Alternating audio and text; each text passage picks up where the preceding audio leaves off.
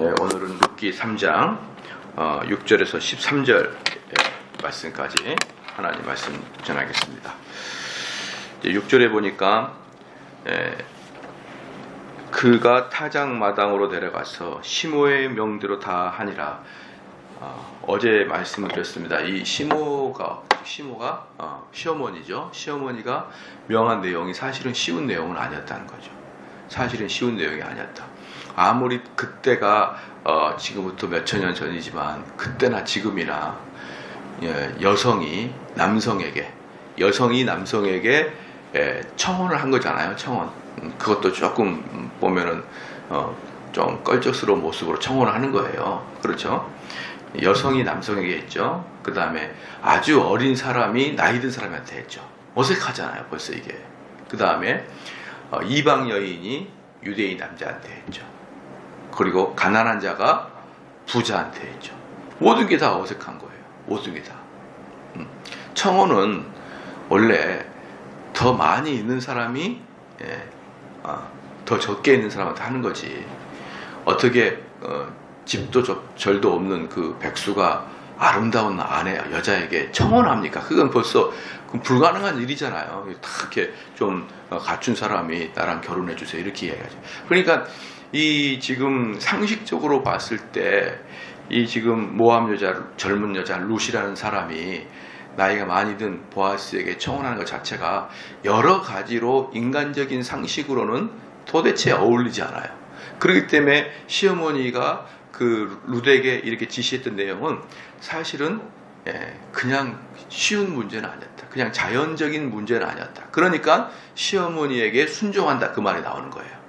시어머니에게 순종한다라는 말이 나오는 것이지 그 6절 말씀 보니까 시모의 명대로 하니라.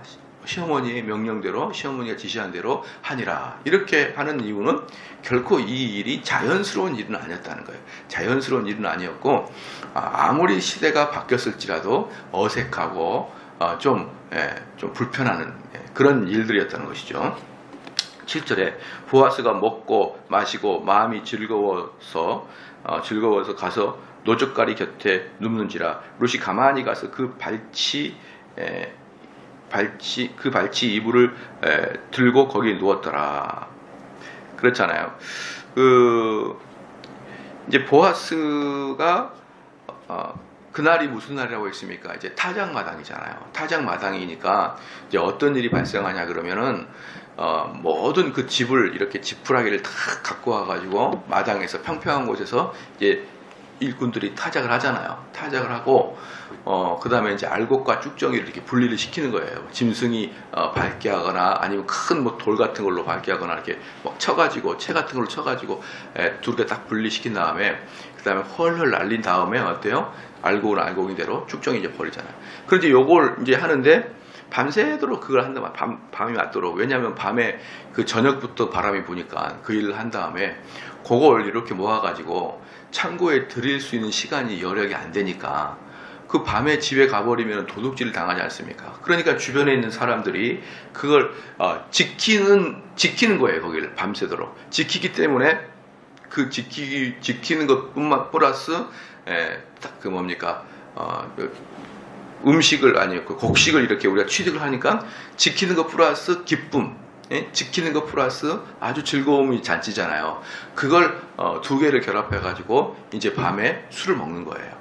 잔치를 베푸는 거죠. 잔치를 베풀다가 즐겁게 잔치를 베풀고 거기서 또 이제 자는 거예요. 지푸라기 덤에 자는 겁니다. 이게 이제 그 곡식을 지키기도 하고 또 그들의 그 수고를 치하해 주기도 하는 그런 이중적인 것이었죠. 그렇기 때문에 보아스가 먹고 마시고 마음이 즐거웠어죠. 그게 마음이 즐거워 기쁜 거죠.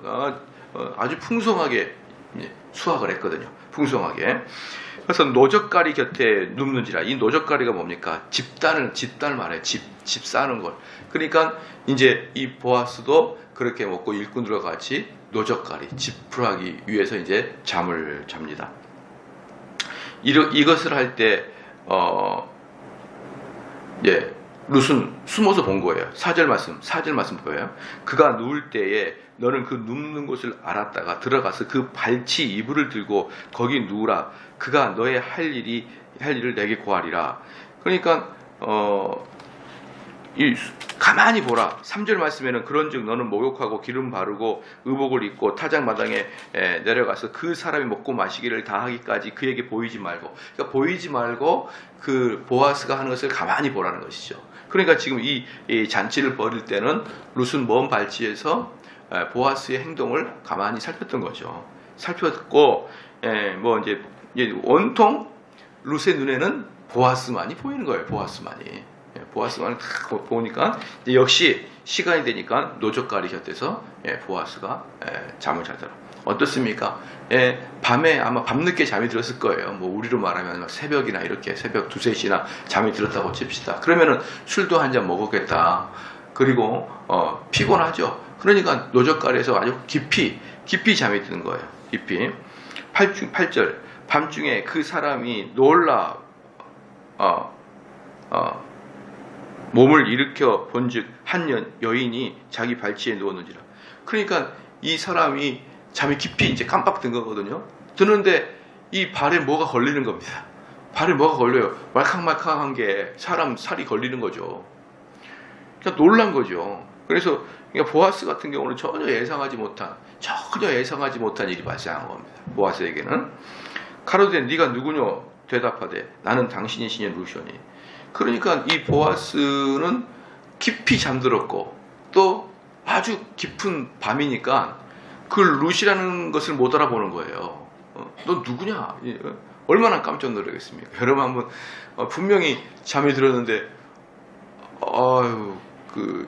깜짝 놀라죠. 아주 무섭죠. 그렇죠. 여기서 보아스가 깜짝 놀랐다. 8절에 밤중에 그 사람이 놀라 몸을 일으켰다. 놀랐다 이건 뭐냐면 넌 누구냐 이런 뜻이 아니고 진짜 섬찟한 거예요. 뭐야 이게? 귀신일 수도 있잖아요. 그게 없던 사람이 딱 발에 이렇게 앉아 있어 봐요. 눈을 딱 떴는데 어떤 젊은 여자가 딱 발에 앉아 있어. 얼마나 무서워요. 그러니까 아이고야 이게 뭐야 이거 이제 이런 식으로 이렇게 했던 거예요. 그 여인이 자기 발치에 누웠는지라.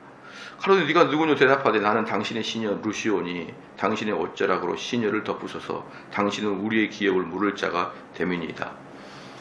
참 여러분이 보아스가 이게 지금 얼마나 위험한 일인지 아시겠죠?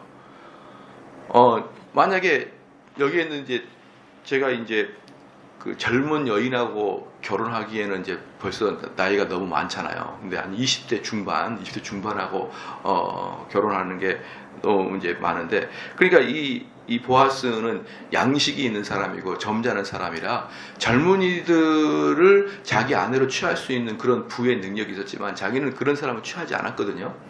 그런데 이 사람은 그러니까 뭡니까? 아주 윤리적으로 반듯한 사람이었다는 거죠. 윤리적으로 반듯한 사람인데, 아니 여인이 딱 그것도 밤에 옆에 있네요.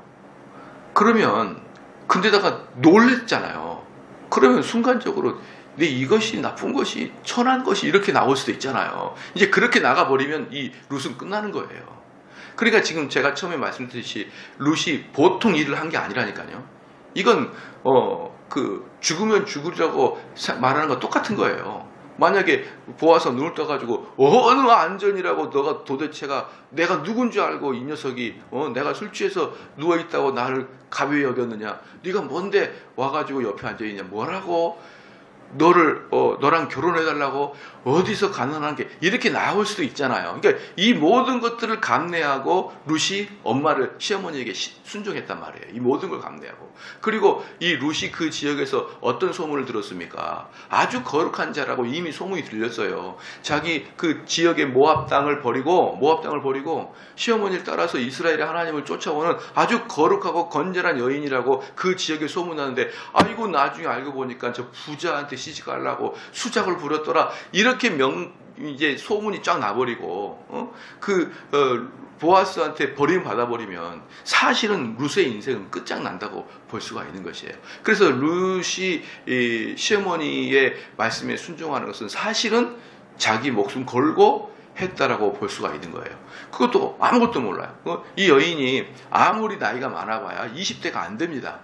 20대가 지금 뭐 10대 봐보십시오. 그때나 지금이나 10대 봐봐요. 뭘 합니까? 그냥 시어머니가 시키면 시키는 대로 해야 되는데, 그런데 이 여인이 뭐라고 했냐면은 10절 말씀에, 아니 9절 말씀 후반부에 시녀 루시온이 당신의 옷자락으로 시녀를 덮으소서, 당신은 우리 기업을 물을 자가 됨이니라. 이게 뭡니까? 제가 어제 말씀드린 고엘제도예요. 고엘제도. 고엘제도입니다. 그렇죠?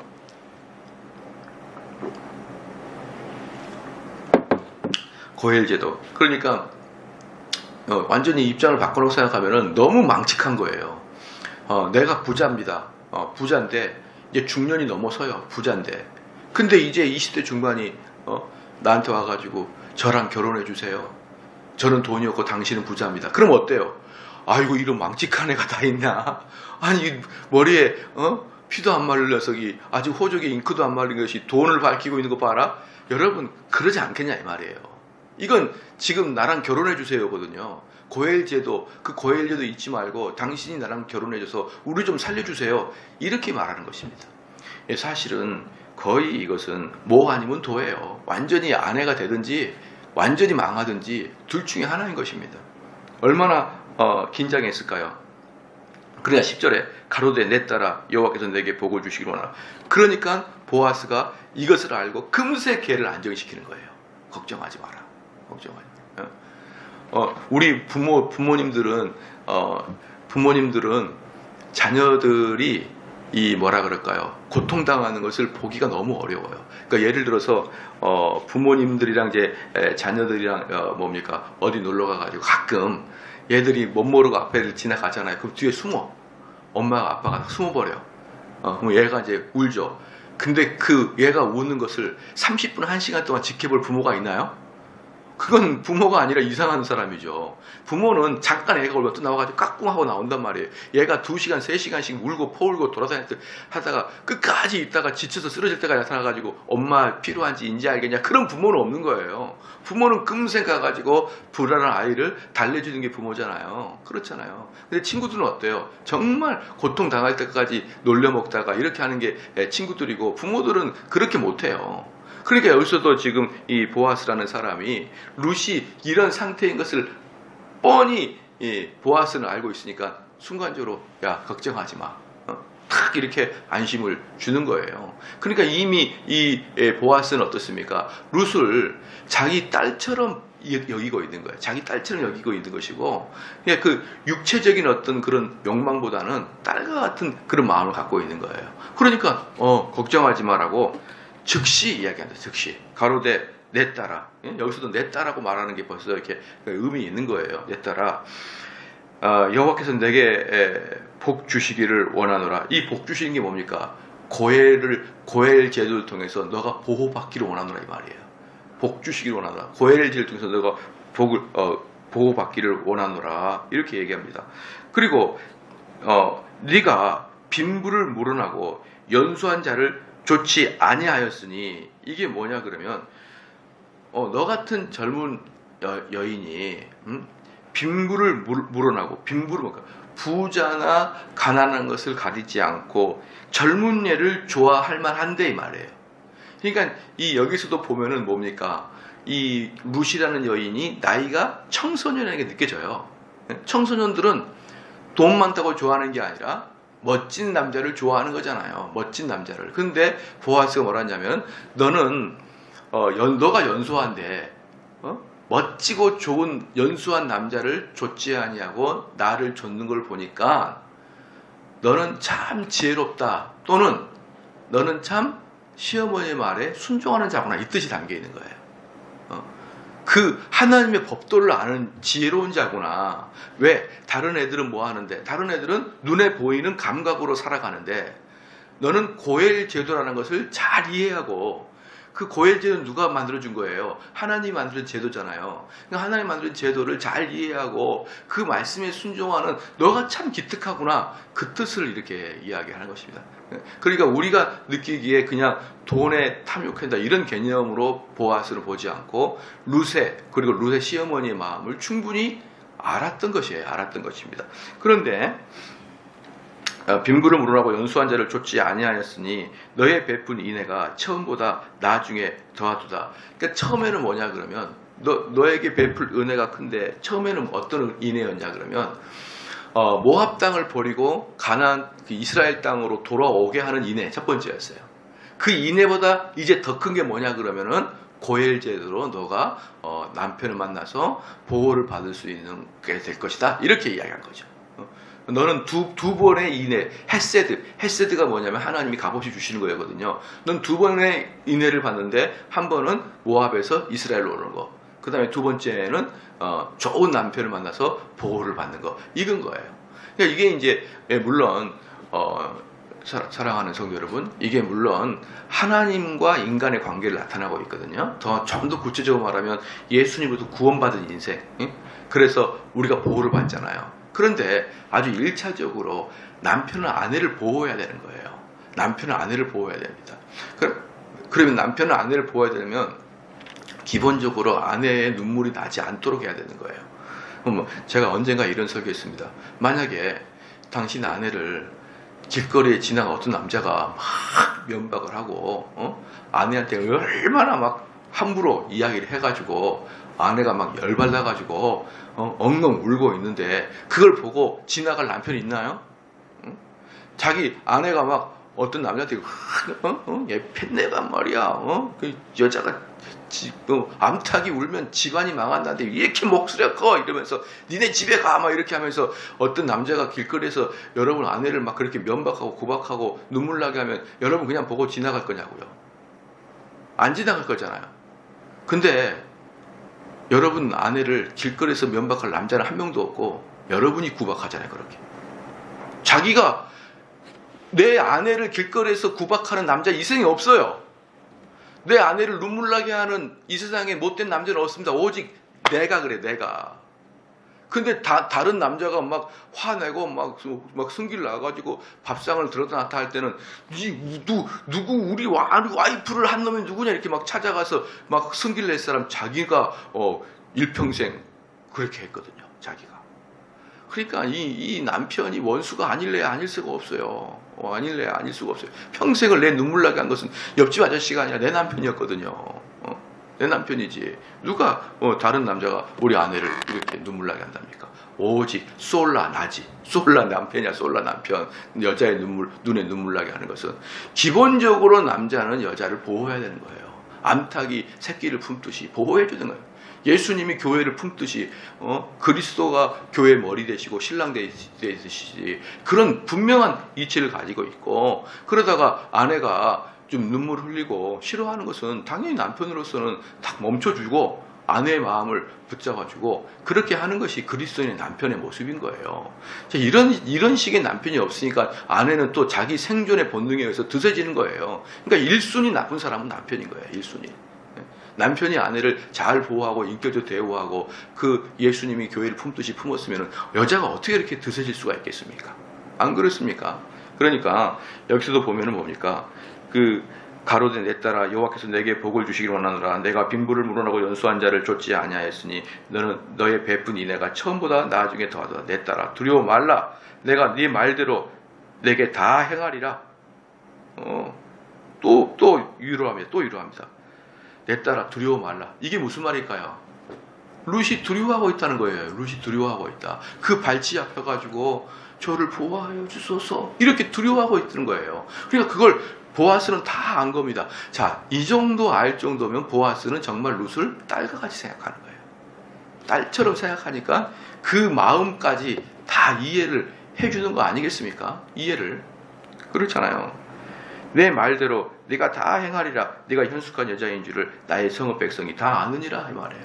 현숙한 여자가 뭡니까? 잠언 31장에 나와요. 거기 보면은 잠언 나오는데 현숙한 여인의 특징이 뭐냐 그러면은 경건하고 의로운 일을 할 수 있는 여자예요. 한마디로. 여인이 경건하고 의로운 일을 할 수 있는 능력이 없으면은, 그리고 자기 가정과 개인만을 생각한다 그러면 결국은 남편을 아주 집안에만 속해 있는 남편으로 만들어버리는 거예요. 그런데 원래 현숙한 여인은 어떤 여인이냐 그러면요, 자기 남편, 잠언서에 보니까 자기 남편을 성문 위에다가 올려서 성문 위에서 사람들과 대화를 하도록 만드는 게 현숙한 여인이라고 했습니다. 그럼 그 당시에 성문 위가 뭡니까? 성문 위는 뭐냐면은 그 마을을 전체를 관장하는 사람들, 어른들이 모여서 마을을 이야기하고 옳은 이야기를 하는 장소가 성문 위에요. 그리고 성문 위에서 재판도 하고 성문 위에서 공고도 내고 다 그러는 거예요. 그러니까 현숙한 여인은 남편을 성문 위에서 대화를 하게 하는 것은 뜻은 뭡니까? 남편이 집안에만 매몰되지 않고 좀 공공적인 일을 하도록 남편을 뒤에서 서포트를 해주는 게 현숙한 여인인 것입니다. 그러니까 여인, 가끔 또 이제 여자들의 문제는 뭐냐 그러면, 남편은 여인에게 눈물 나게 하지만 여인은 또 한 남자를 너무 가정적인 남자로 만들어 버리는 것이 아주 큰 또 문제예요. 자기 집안만 바라보게 하고, 뭐 이렇게 공공적인 일에 대해서는 그게 가면 밥이 나와, 떡이 나와, 뭐가 나와, 막 이렇게 하면서 구사리를 주면서 그렇게 하는 거거든요. 그런 여인은 현숙한 여인이 아니에요. 현숙한 여인은 의로운 일을 할 수 있고 경건한 일을 할 수 있는 능력이 있는 자, 그리고 그 일을 남편이 할 수 있도록 이렇게 지지해주고 후원해주는 그런 아내가 경건한 여자고 현숙한 여자입니다. 그러니까 여기서 보아스가 룻에게 뭐라고 합니까? 너는 현숙한 여자라는 것이 이 성읍에 다 소문이 나 있다는 거예요. 소문이 나 있다. 내가 너 잘 안다. 이런 뜻이죠. 그래서 성읍 백성이 다 아느냐. 여기서 성읍 백성이 다 안다는 말이면 여기서도 뭡니까? 내용 중에 포함되어 있는 게 뭐냐면, 성읍 백성이 다 안다는 것은 성읍의 그 가장 높은 위에서 사람들이 소문이 거기서도 발생하기 때문에 그런 뜻이 다 포함되어 있는 것입니다. 12절에 참으로 나는 내 기업을 물을 자나. 맞다. 너 말대로 내가 너에게 기업을 물을 자가 맞다 이 말이에요. 맞다. 응? 맞는데 나보다 더 가까운 친족이 있느니라. 그런데 내가 가장 가까운 근족은 아니라는 거예요.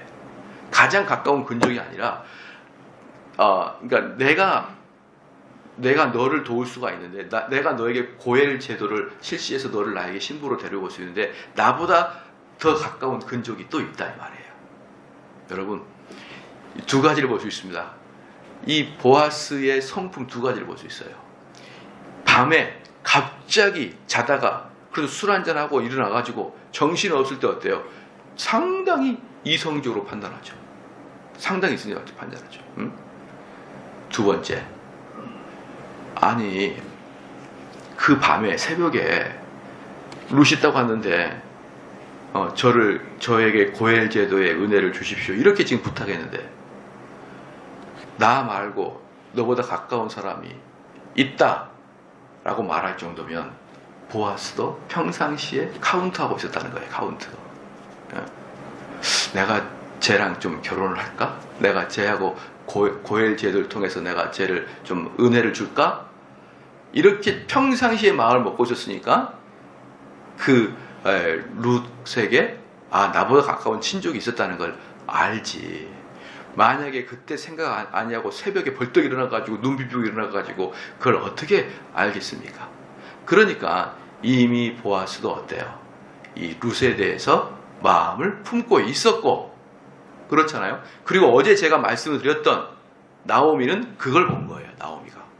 나오미가 볼 때, 나오미는 어제 제가 뭐라고 했습니까? 고엘 제도라는 이스라엘 율법 제도를 알았고, 그 다음에 평상시에 보아스가 룻에게 하는 행동을 보니까 이건 보아스가 고엘 제도에 대해서 허락을 해주겠다는 확신이 생겼기 때문에 나오미가 룻을 밀어낸 겁니다.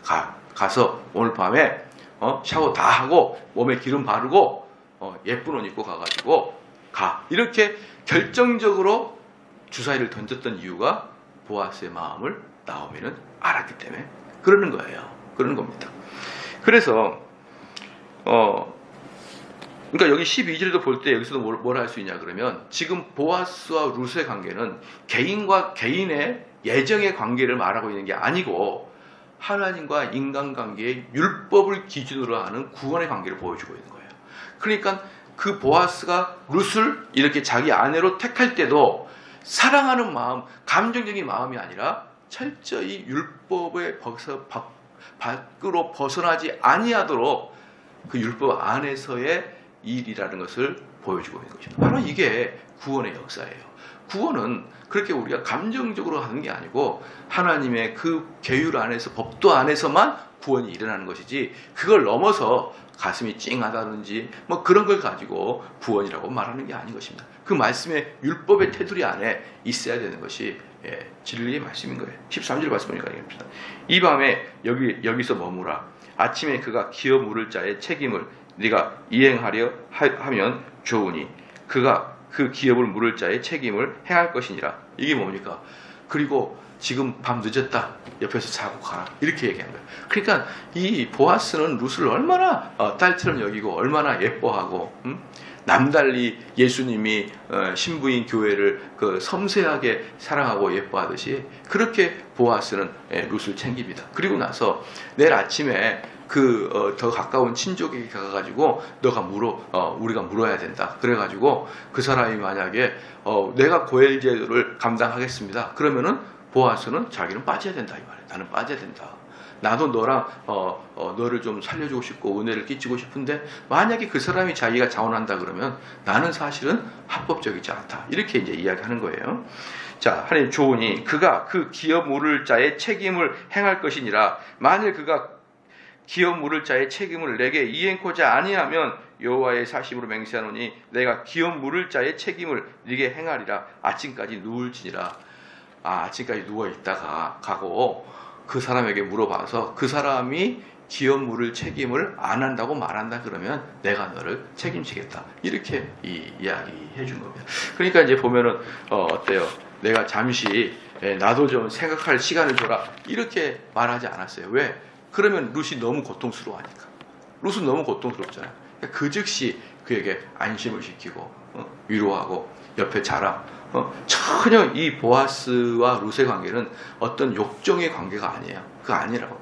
그 옆에 자라고 내가 너에게 은혜를 줄 것이니까 너를 줄 거고 너를 통해서 또 나오미까지 내가 살리게 해줄 테니까 괜찮아 걱정하지 마 옆에 자.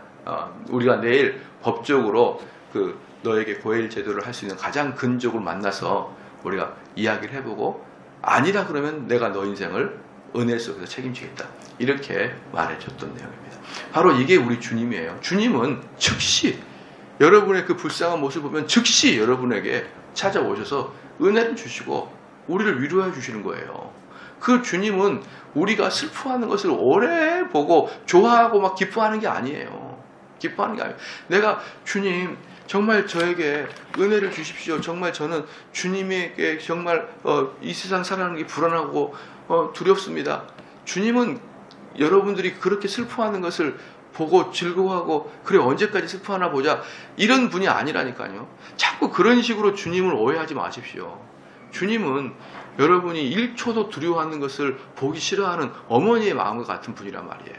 그런데 가끔 가다 보면 주님을 자꾸 오해하는 분들이 계셔요. 언제까지 내가 이렇게 불안에 떨어야 됩니까? 언제까지 제가 그래야지 하나님께서 이렇게 저를 이렇게 찾아오시렵니까? 그런 식으로 우리가 접근한다 그러면 사실 우리는 뭔가 오해하고 있는 것 중에 하나인 것입니다.